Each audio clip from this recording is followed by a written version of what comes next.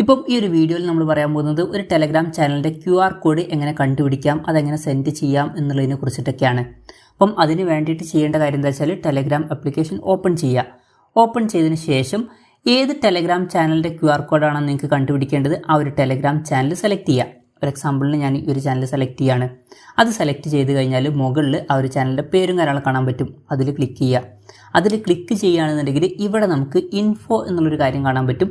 അവിടെ നമുക്ക് ആ ഒരു ടെലഗ്രാം ചാനലിൻ്റെ ലിങ്കും കാര്യങ്ങളൊക്കെ കാണാൻ പറ്റും. അതിൻ്റെ സൈഡിലായിട്ട് ഒരു QR കോഡിൻ്റെ സൈൻ കാണാൻ പറ്റും.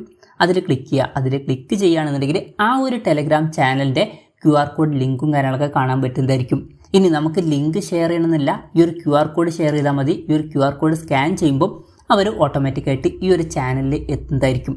ഇനി ഇത് ഷെയർ ചെയ്യേണ്ട കാര്യം എന്താ വെച്ചാൽ നിങ്ങൾക്ക് വേണമെന്നുണ്ടെങ്കിൽ ഈ ഒരു ഡിസൈനും കാര്യങ്ങളൊക്കെ ഇവിടുന്ന് മാറ്റാവുന്നതാണ്. എന്തായാലും ആ ഒരു കാര്യങ്ങളൊക്കെ സെറ്റ് ചെയ്തതിന് ശേഷം ഷെയർ QR കോഡ് എന്നുള്ള ഓപ്ഷൻ ഇവിടെ താഴെ കാണാൻ പറ്റും. അതിൽ ക്ലിക്ക് ചെയ്യുക. അതിൽ ക്ലിക്ക് ചെയ്യുകയാണെന്നുണ്ടെങ്കിൽ നമുക്ക് ഷെയർ ചെയ്യാനുള്ള ഓപ്ഷൻസും കാര്യങ്ങളൊക്കെ വരുന്നതായിരിക്കും.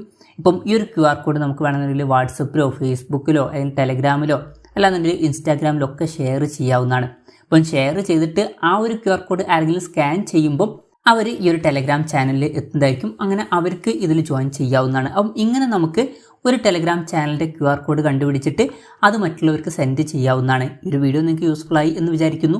എന്തായാലും ഈ ഒരു വീഡിയോ പറ്റിയിട്ടുള്ള നിങ്ങളുടെ ജെന്യുവൻ ആയിട്ടുള്ള അഭിപ്രായം ജസ്റ്റ് ഒന്ന് കമൻറ്റ് ചെയ്യുക. അതുപോലെ തന്നെ ഇതുപോലുള്ള വീഡിയോസ് ഇനിയും കാണാൻ താല്പര്യമുണ്ടെന്നുണ്ടെങ്കിൽ ഈ ചാനൽ സബ്സ്ക്രൈബ് ചെയ്യാവുന്നതാണ്.